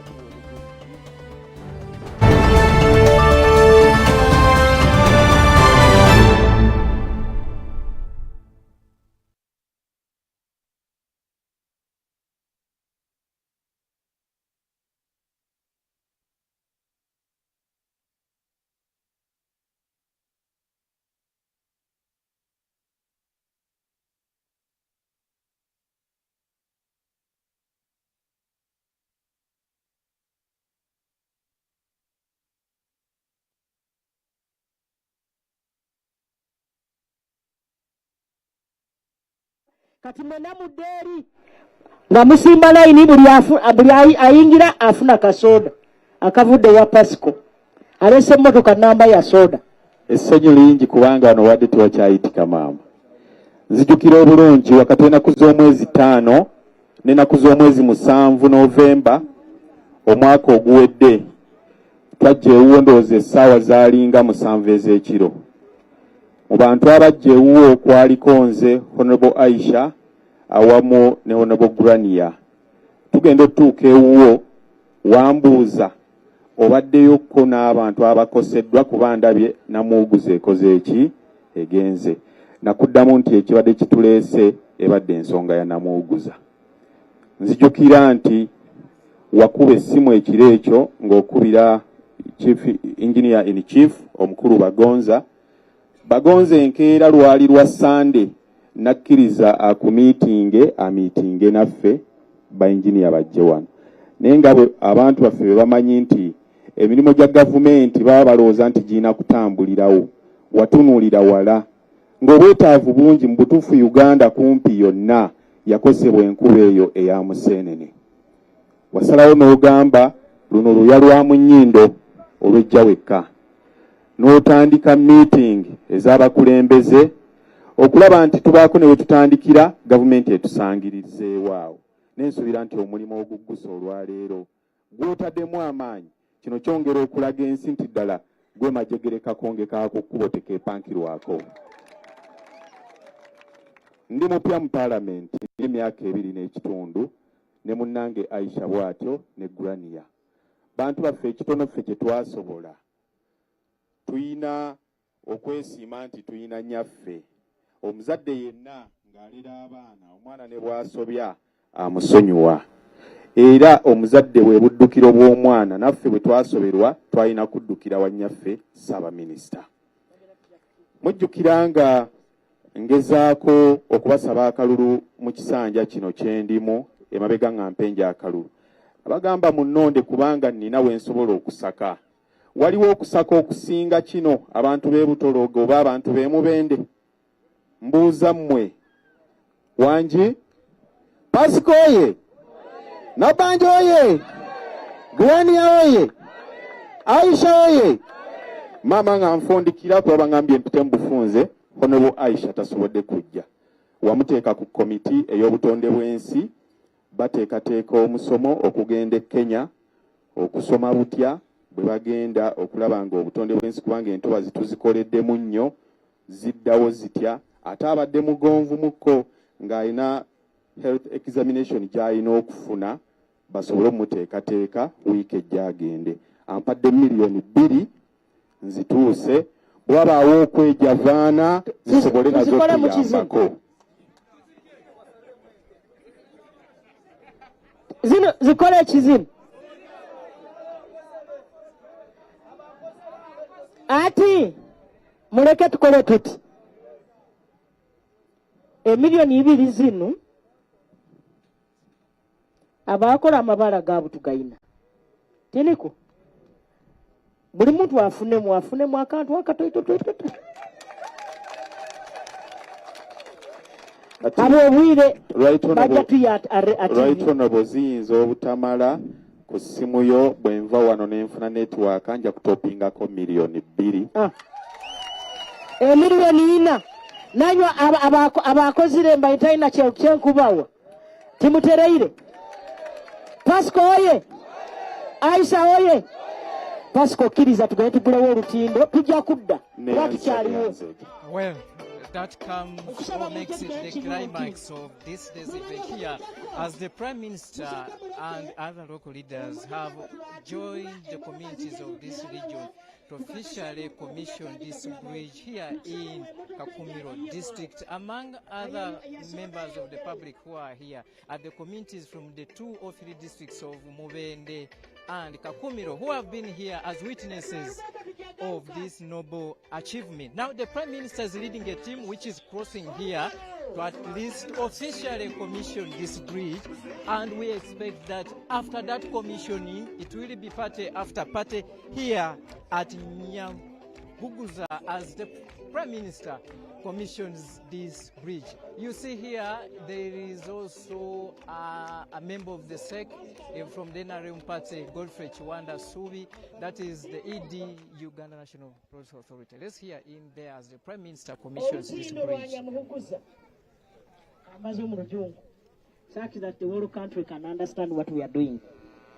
On behalf of government, on behalf of the President of the Republic of Uganda, Yoweri Kaguta Museveni,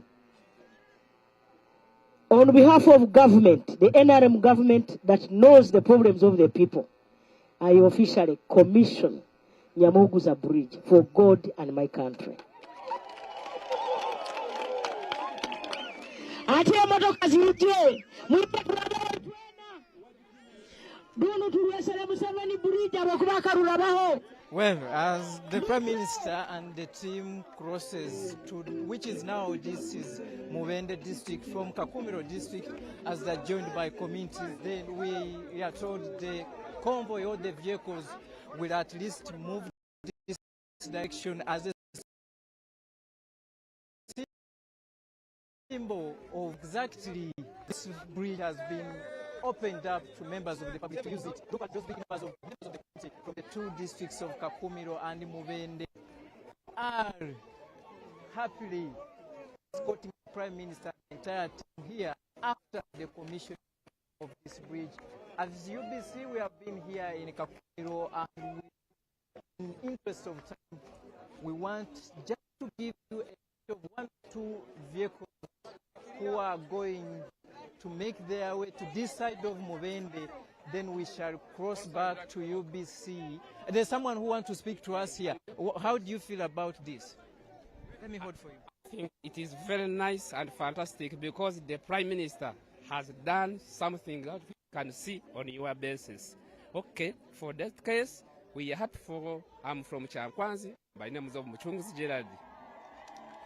Well, look at that excitement as the vehicles or the convoy, this is part of the convoy of the Prime Minister, making their way to the other ends of Mubende district. It is the first of its kind after almost 3 to 4 months when this place has been out of use by members of the public, especially those using vehicles and motorcycles. We are told a few members of the public who have been using this facility have been those moving on probably their foot or bicycles and motorcycles. So the launch comes as a breakthrough to this community, as now we expect business flow between the 2 districts to at least commence as of today and tomorrow. Hear that.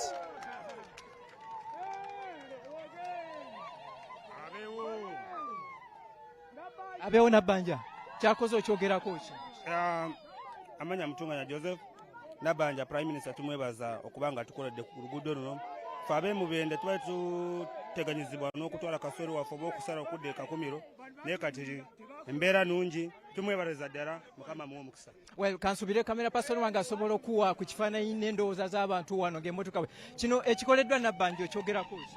Kikolera Nabanja kyayo nnyo Namunguza agasite ensi zonna Uganda yonna n'ensi yonna ez'abweru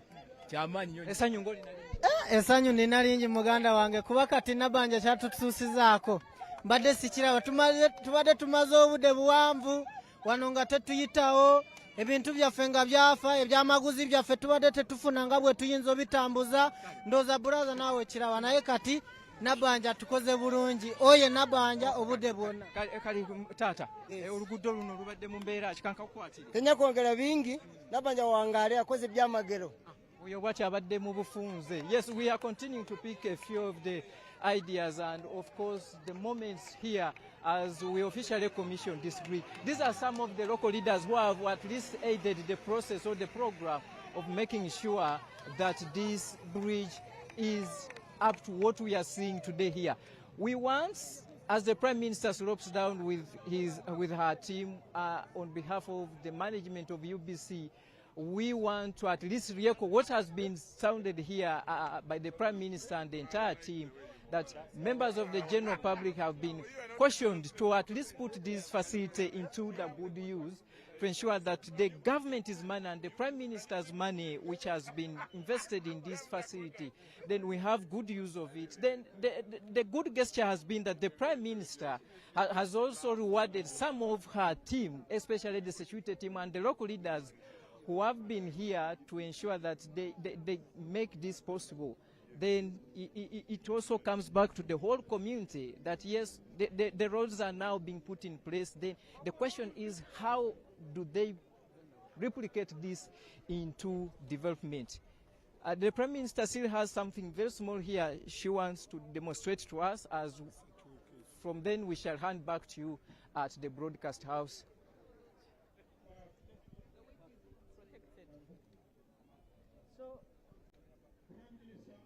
In between the culvert crossings, we put concrete. It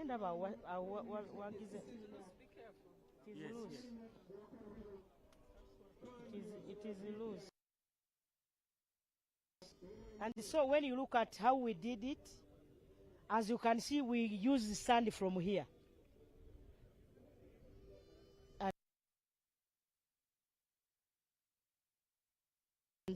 We can even cross and see the other side where water is going.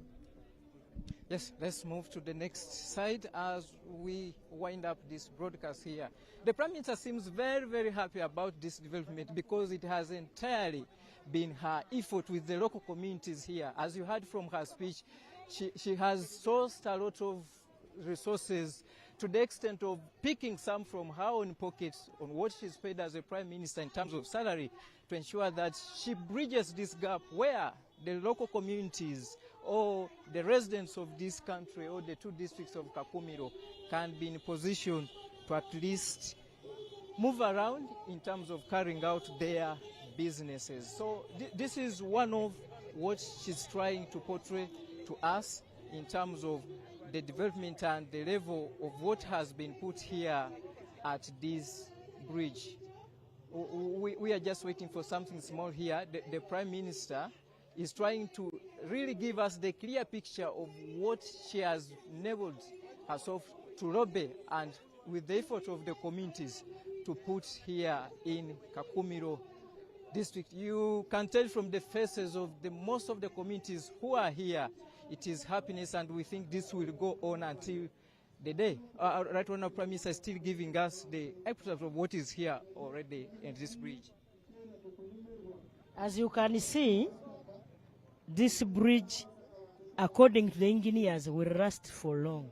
Even when water comes and it's too much, it will definitely pass and leave the bridge.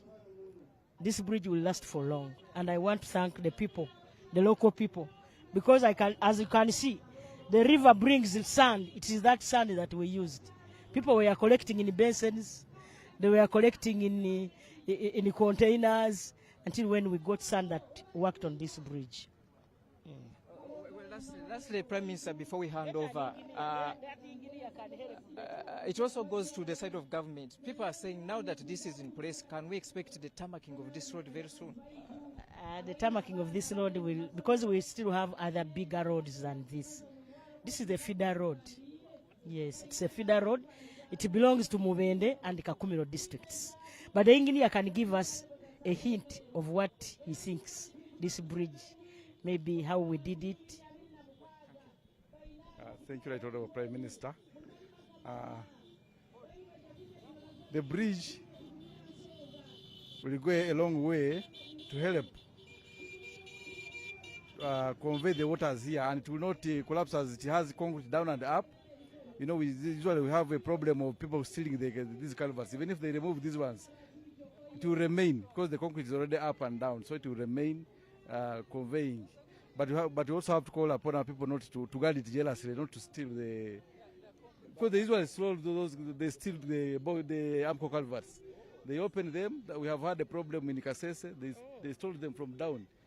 Then the bridge collapsed in because it never had that encasing. Yes.